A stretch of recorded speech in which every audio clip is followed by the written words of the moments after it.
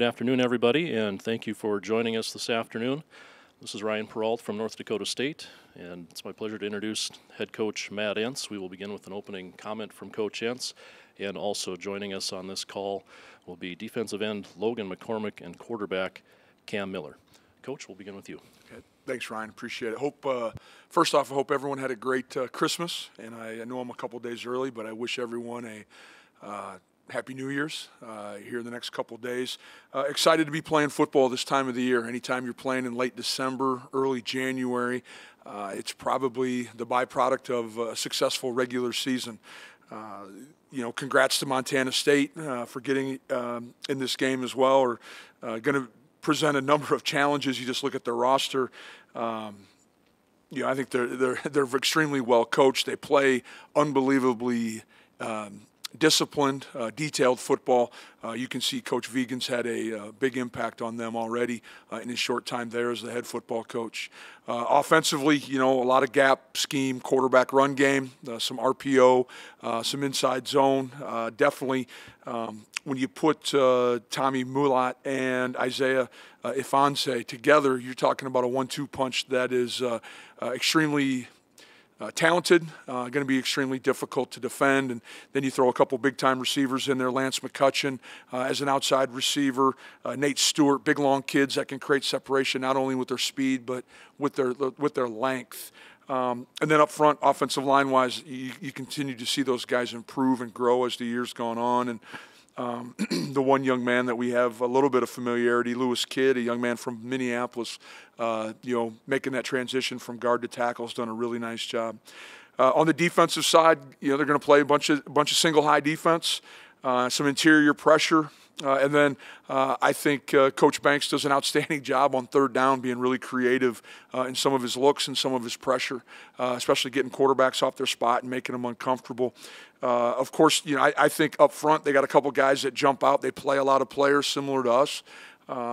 Chase Benson, number 41. I think he's one of their better defensive linemen, if not the best. I think a guy who plays as much as he does interior-wise has to be a force and a guy we need to make sure we know where he's lined up. And then Daniel Hardy, their defensive end, big-time impact player in the run game and against the pass game. So we're going to have our work cut out for us from the offensive line standpoint, blocking these guys up front. And then, they're both their inside linebackers, Troy Alexander and Callahan O'Reilly, are really good football players. And I think that's the thing that we got to emphasize. These guys are just football players. They're the way they're supposed to. They play the way you're supposed to. They run around. Their energy levels the way they're supposed to, and they execute. Again, a very well-coached football team. We're going to have our work cut out for us. We're excited, and with that, I'll open it up to questions. If you'd like to ask a question for Coach Entz, please go ahead and raise your hand under the Participants tab, and we will take your questions in order. We'd ask that you start with one question and a follow-up if necessary so we can get to as many questions as possible in the 15 minutes or so that we have with Coach Entz. Also, for those of you looking for a recording, a reminder that this will be uploaded to the NCAA Media Hub later this afternoon. We'll take our first question from Robbie Whittle. Robbie, go ahead. Hey, Coach. Congrats on the great season so far. Sorry if I just blew you out there. But Coach Vigen says in a lot of ways his program mirrors y'all's this season. With the kind of calling card of running the ball and stopping the run well, do you see eye to eye with this statement, or do you see something else in particular? No, I think that's extremely accurate. I think it's within our program, and I think you look at to Montana State, you can win a lot of football games when you're able to run the football and play good defense. We've been here at NDSU, our calling card has been, winning the line of scrimmage and offensively, being able to run the football, protect our quarterback, and at the same time stop people from doing that. And so what they're doing is very impressive. Coach Vigen's done a great job. Him and his staff have done a great job of getting in there and laying this foundation of what the expectations are and what the standard is. Alex, go ahead. Hi, Coach. Alex Eshelman with ABC Fox Montana. Thanks for the time and congrats on a great season so far. What is your relationship like with Coach Vigen, if you have a relationship at all? I know, obviously, he's North Dakota State is nothing new to him. Yeah. I know Brent relatively well. I mean, if we see each other, we're going to stop and say hi and visit. When he got the head coaching position at Montana State, sent him a quick text just congratulating him. After they beat South Dakota State, sent him a text just congratulating him as well. He's done a great job. I got nothing but a ton of respect for how he's done it. I know being a former Bison himself and being a former coach here, he's a big part of the legacy here. He's left his legacy here as a coach and a player, and excited that we get an opportunity to play him on the field. Nick Cousin? Hey, Coach. Just with your first-time players entering this game, like Cam Miller and all those players, what have you seen kind of prepare them for the moment like this game? Well, Nick, probably the thing is we probably really haven't talked too much about just the size of the game. They put enough pressure on themselves as players. They don't need the head football coach or our coordinators or our position coach amping it up or trying to add fuel to that energy level or that excitement. We're going about it just like we would any other game. We have a process. We have our systems in place that we're going to utilize for our preparation, and we're going to lean on our preparation to get us to Frisco, and we'll see what happens on Saturday the 8th. And then how much did that James Madison game, the way it played out, just being so close throughout, how do you think that helped the team going into this one? Well, I think there's a level of confidence that grows anytime you can win close football games. Handle some moments of I don't want to say adversity necessarily, but there were some setbacks in there. We had the lead. We lost the lead. Had to make some big plays. There was a lot of moments of pressure during that game. And I think there's a big difference between stress and pressure. Pressure are the moments that you're prepared for. Stress is when you're not prepared. And so for our players to have to execute and to operate in those pressure-packed situations, I think that only helps you moving forward, not only for this game, but for in the future. Colton Poole? Hey, Matt, the time, obviously with a lot of these FBS bowl games getting canceled due to COVID, I'm wondering if COVID protocols have increased or changed or anything along those lines. And I guess if you're concerned at all that, COVID might affect your game. At this time right now, we're just following the protocols that we've had all season long. Our kids have done an outstanding job of maintaining their health and safety throughout. That's been our number one priority since the start of this process, and I'm referring to probably March of 2021 or 2020, excuse me. So I feel like we're in a good spot right now. I'm more concerned with some of the injuries we have from a football standpoint, and hopefully we're getting over, can get over the hump with those. Right now being on campus and being the only one here, we've created kind of a natural bubble for ourselves. And so I think we're in a good spot right now, but again, we got to continue to advocate for our kids to be mindful of where they are and who they're around. All right, thank you. You bet. Mike McFeely? Hey, Matt. Speaking of injuries, what's Christian Watson's status? And as a follow-up, how have you seen him grow since he first got to NDSU, both physically and emotionally? And kind of talk about Christian's growth in his 5 years at NDSU. Sure. Right now we're kind of in the same dilemma. We're in a kind of a holding pattern, which is unfortunate and frustrating at different times. So we're taking it day by day, and I know that's the conversation that I've had, Mike, but there's really not any adjustment to this right now. We're trying to make sure that once he's able to play, and we don't want to put the cart before the horse as far as his health goes. Christian's is kind of gone a full 180. You talk about a young man who had his only offer was to North Dakota State, had a brother that played Power 5 football, started at Illinois, finished at Maryland, a family that is immersed in football. So it was never a question about his love or his desire to be a top football player. I think where he grew the most, and a lot of it took place over the course of the last three years or so, was probably with the addition of Coach Pauly and the relationship and the tight-knit relationship that those two have. Christian has gone out of his way to continue to work on his craft, doing the little things, understanding that he wasn't a finished product when he got here, even though he's always had exceptional speed. But there's always guys like that. There's guys who have great track speed that play football, but then there's football players that have great speed and can get in and out of breaks, and that's the thing that he's had to work on. He continues to work on his hands. He'd be the first one to tell you that he doesn't probably have natural hands, but he's created himself where he has much improved hands since when he first arrived here. And then his knowledge of the game. We've been able to utilize him on some special teams, even on some coverage units. And I think that shows a willingness for him to expand his role, but also expand his understanding of the game. He's going to have a future in football some way, somehow. We're excited to see how that works out. I know he has the Shrine Bowl or the East-West Shrine game in Vegas at the beginning of February, and so it'll be exciting. We need to take care of just him right now, and hopefully he can help us on a week from Saturday here. Thank you. You bet. Christopher? Hey, Coach. This is Chris Idell from Hermiston Radio in Baltimore. How you doing? I'm good. How are you?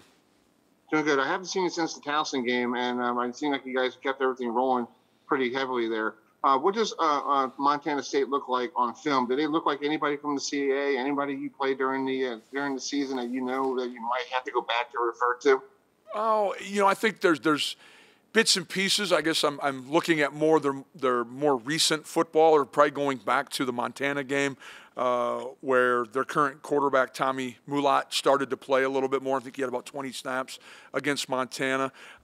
We've played some quarterbacks throughout the years that have been big threats running the football. And so, there's been some South Dakota State teams that have really taken advantage of quarterback run game against us. And, I think we're trying to do our best job making sure we take away what they're good at, and that's what you want to do as a defense. I think it doesn't matter at what level, high school level, college, or in the pros.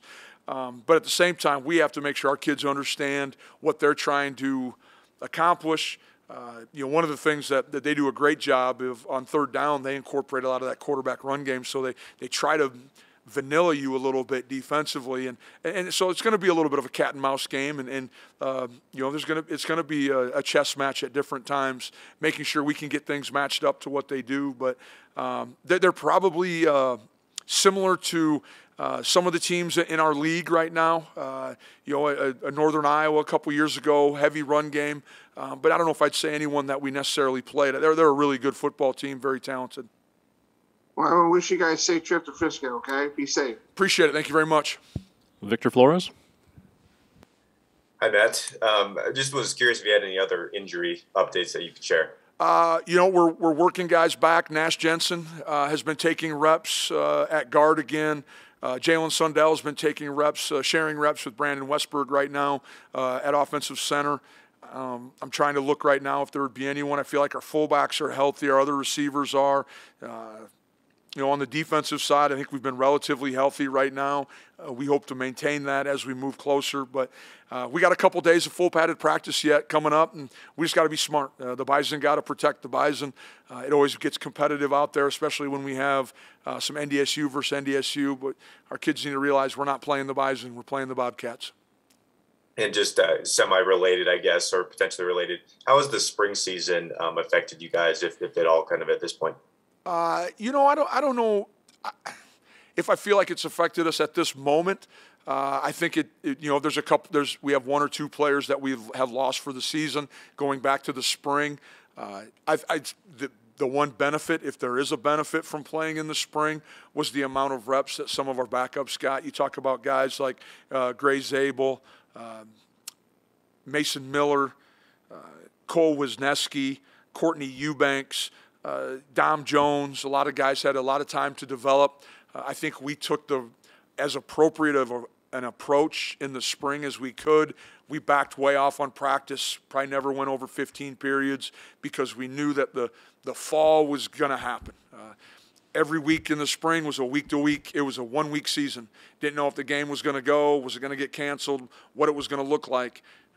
But I tried to ensure our players, we knew fall was going to happen. It was going to look very similar to what it has in the past, and they've done a great job of getting back into Bison football, into our routine.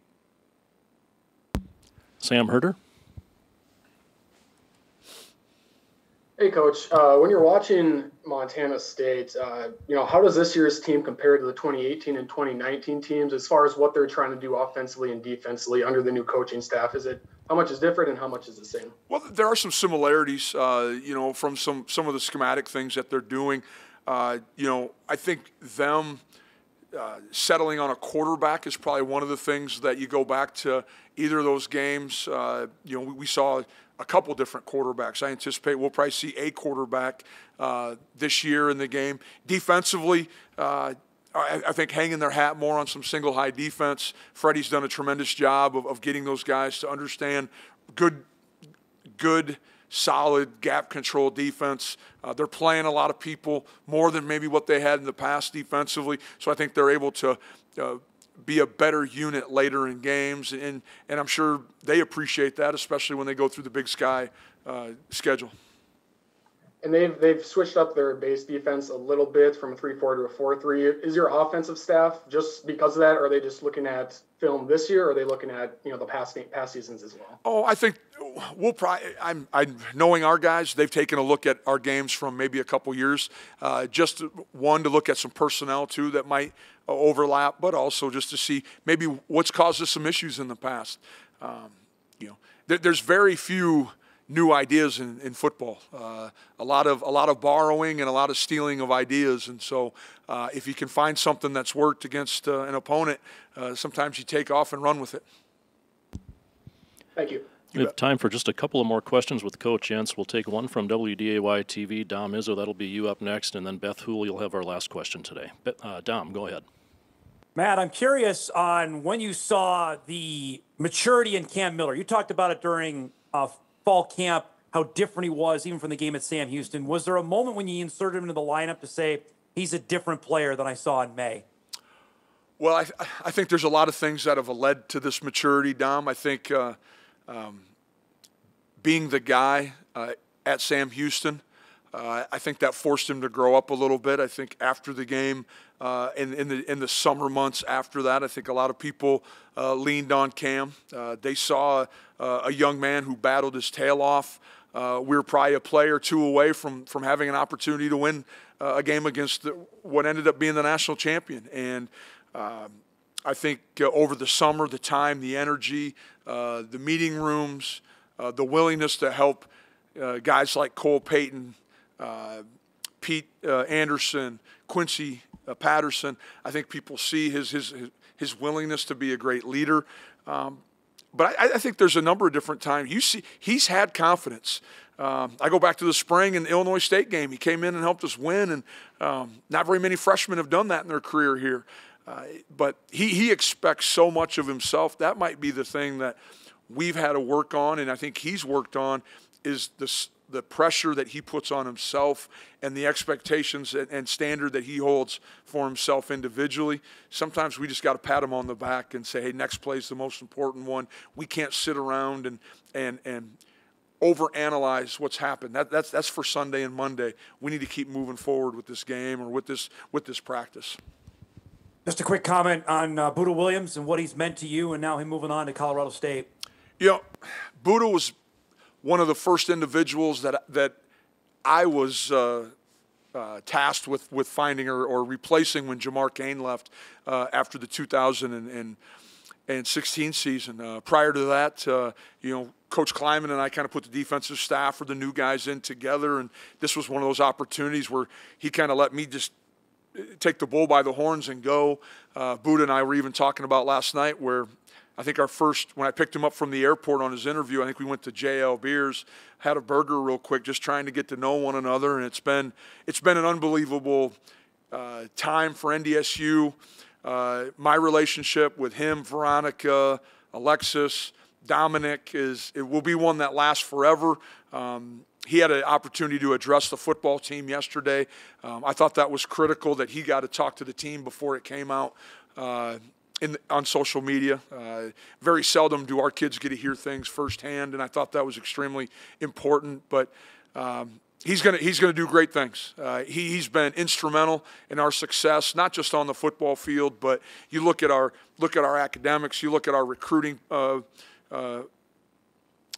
That we've done over the course of the years. He's really blazed some new trails for us in Gwinnett County, in Atlanta, Georgia. We need to continue to find people that can help us continue to expand that area.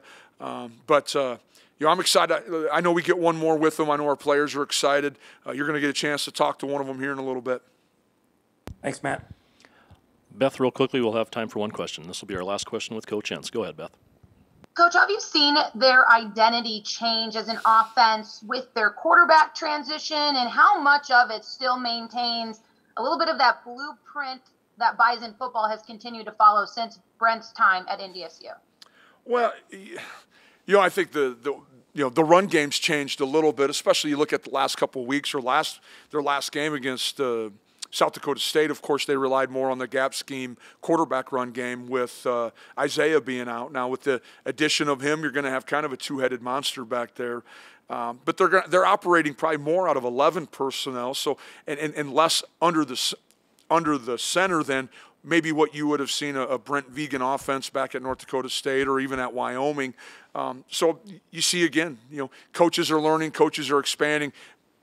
What I think they've done is they've taken the talent that was there at Montana State and put it in spots where it can be extremely successful. And to me, that's job number one as a head football coach or a coordinator is taking what you have and making the most out of it. And you see right now they're doing a lot with very talented young men, and those kids are believing in the system. They're believing in the schemes that they're running both offensively and defensively.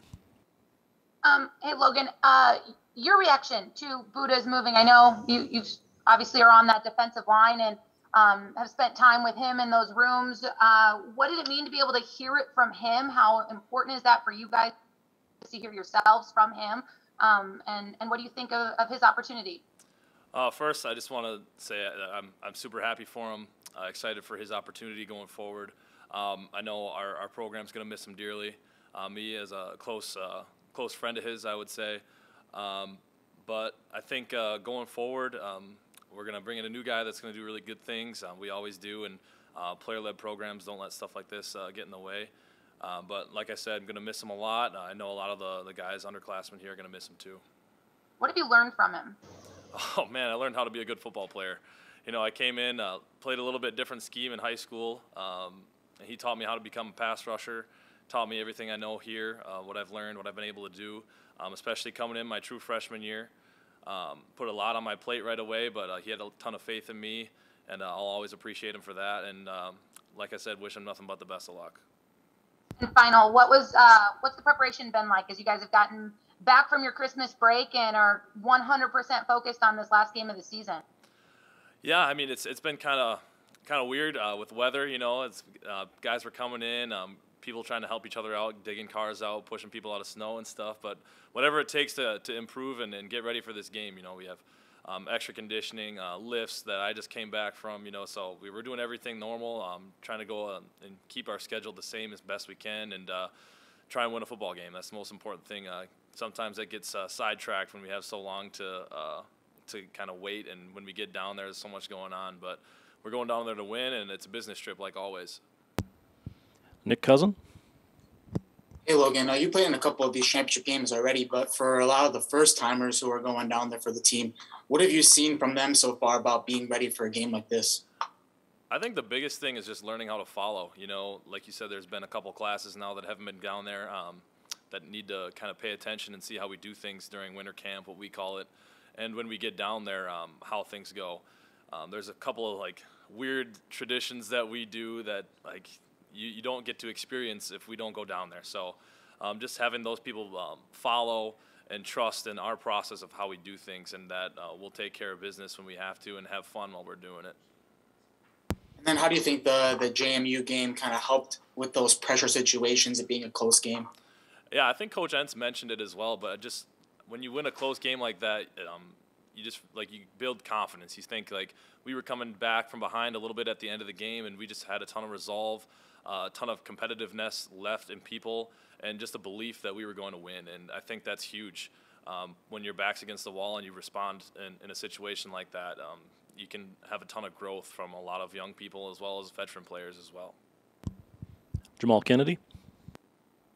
Yeah, Logan, curious, when you watch that South Dakota State game back and you see Montana State play, Tommy Mellott, what jumps out when you watch the film on him, and what makes him so dynamic at that quarterback position? Well, the first thing that stands out, he's just a baller. You know, he's a dominant competitor, I think. I think he's got a ton of confidence, and he competes on every single snap, you know, whether that's if he's got to run the ball 40 times a game or if he's got to chuck it up and let his playmakers make plays. You know, I think he does a really good job of knowing when to make good decisions, and he takes really good care of the football for the most part, and he'll run through some guys, and he does a really good job of circling defenses as well. So he'll be a great challenge to try and defend and try and make sure that we keep him in the pocket and do the best we can. All right, Logan, thank you for joining us today. Appreciate your time.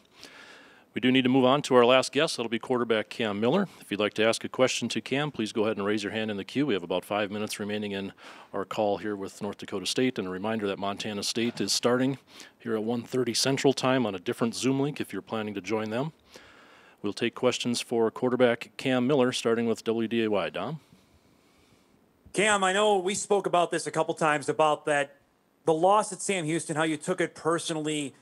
What was I know you didn't really have an off season, but what was the drive there? And did you notice coming into a game this year a noticeable difference for yourself mentally? You know, like I've said, I feel like it hit me a few weeks after the season in the spring about, you know, that game and how I played. And I really just used that as motivation to really grind during the summer and get better. And then, you know, I felt like I built a lot of confidence throughout the summer, just learning the playbook even more, and, you know, just having better timing with the receivers. And, you know, I kind of just feel a lot more comfortable with the guys in the huddle. I got to know some of the offensive linemen and just some of the other players that I'm playing with, and I feel like that's really helped me a lot. It's rarefied air to be a North Dakota State starting quarterback at an FCS championship game. Describe, what do you think the emotion is going to be like for you next Saturday, taking the field knowing that? You know, this is a really big accomplishment for me to be in that category of some of the great quarterbacks that have played before me, that have played in a national championship, and just to be one of those guys on that list now, just you know, really means a lot to me. And you know, and I just really feel like the atmosphere is going to be great, and I feel like some of the younger guys like myself really need to lean on the upperclassmen to get this job done. Thanks, Cam. Beth? Cam, how valuable is it to have that SDSU Montana State film here so recently as your last video to look at, your last film to look at as you prepare for this team, to have that, you know, familiar opponent between you two?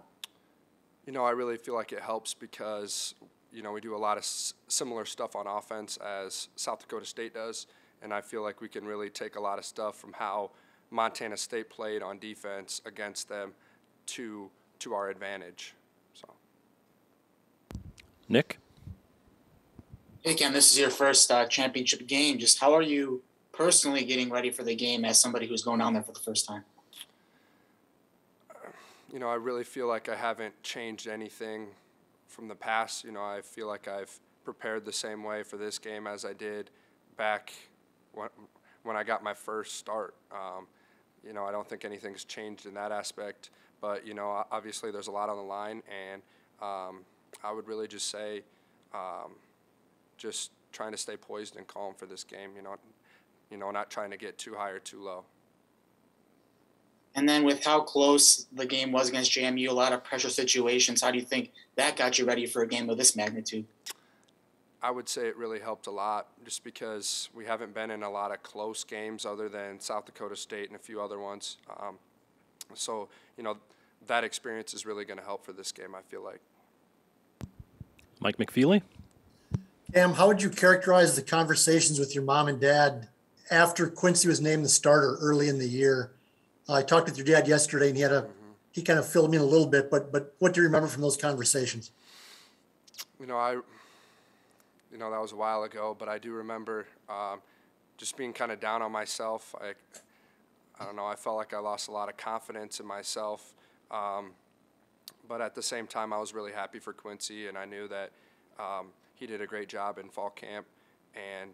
But at the same time, I knew that I was able to play, and I knew that when my name was called upon, that I could get the job done. How much did your faith play in this season? I know that that's a big thing to you, and how did that help get you through the difficult time? I feel like my faith has really, really helped me.